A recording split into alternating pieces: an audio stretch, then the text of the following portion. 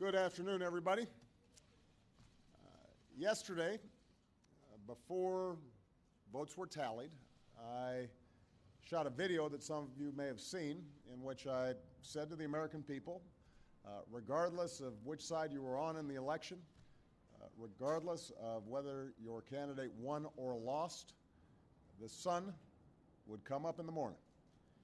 And that is one bit of prognosticating that actually came true. The sun is up. And I know everybody had a long night. I did as well. I had a chance to talk to President-elect Trump last night, about 3:30 in the morning, I think it was, to congratulate him on winning the election. And I had a chance to invite him to come to the White House tomorrow to talk about making sure that there is a successful transition between our presidencies.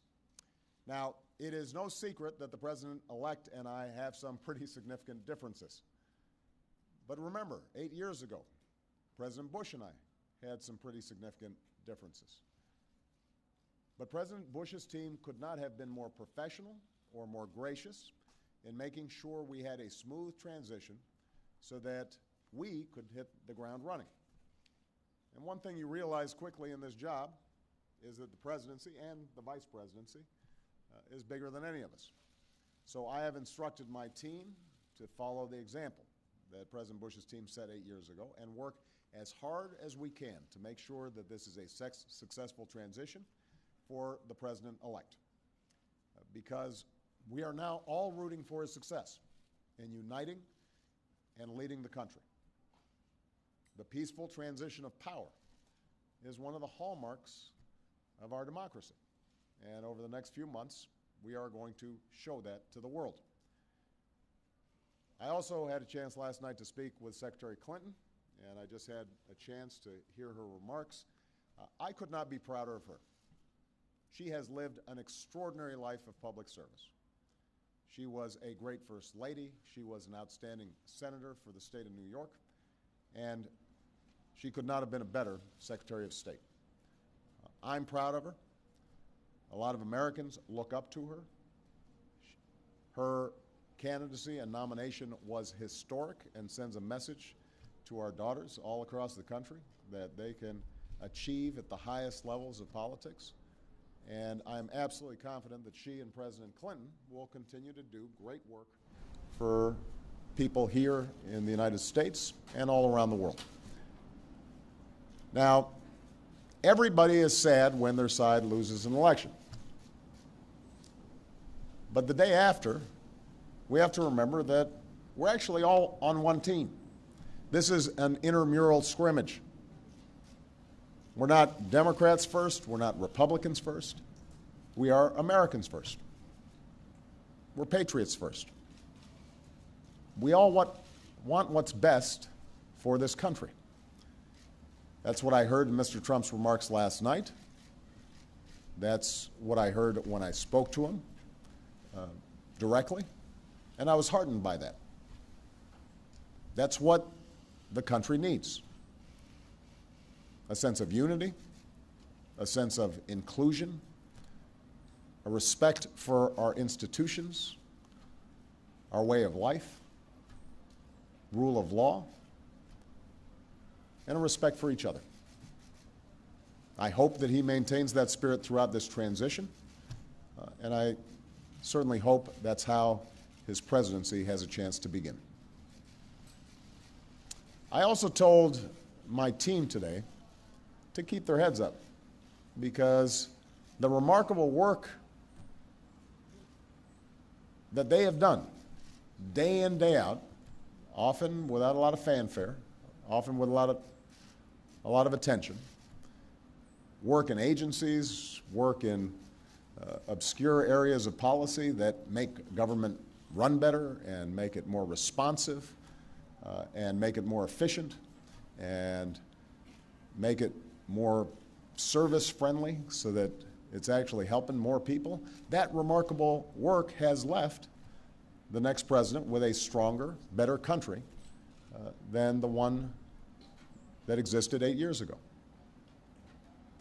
So win or lose in this election, that was always our mission. That was our mission from day one. And everyone on my team should be extraordinarily proud of everything that they have done. And so should all the Americans that I've had a chance to meet all across this country, who do the hard work of building on that progress every single day. Teachers in schools, doctors in an ER clinic, small businesses putting their all into starting something up, making sure they're treating their employees well. All the important work that's done by moms and dads and families and congregations in every state. The work of perfecting this union. So this was a long and hard-fought campaign.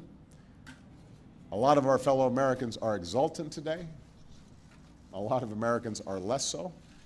But that's the nature of campaigns. That's the nature of democracy. It is hard and sometimes contentious and noisy. It's not always inspiring. But to the young people who got into politics for the first time and may be disappointed by the results, I just want you to know you have to stay encouraged. Don't get cynical. Don't ever think you can't make a difference. As Secretary Clinton said this morning, fighting for what is right is worth it. Sometimes you lose an argument. Sometimes you lose an election. You know, the path that this country has taken has never been a straight line. We zig and zag, and sometimes we move in ways that some people think is forward and others think is moving back. And that's okay. I've lost elections before. Joe hasn't, but, you know. So I've been sort of sharing. Remember, you beat me badly. That's the way politics works sometimes. We try really hard to persuade people that we're right. And then people vote. And then if we lose, we learn from our mistakes, we do some reflection, we lick our wounds, we brush ourselves off, we get back in the arena. We go at it. We try even harder the next time. The point, though, is that we all go forward with a presumption of good faith in our fellow citizens. Because that presumption of good faith is essential to a vibrant and functioning democracy. That's how this country has moved forward for 240 years. That's how we've pushed boundaries and promoted freedom around the world. That's how we've expanded the rights of our founding to reach all of our citizens. It's how we have come this far. And that's why I'm confident that this incredible journey that we're on as Americans will go on.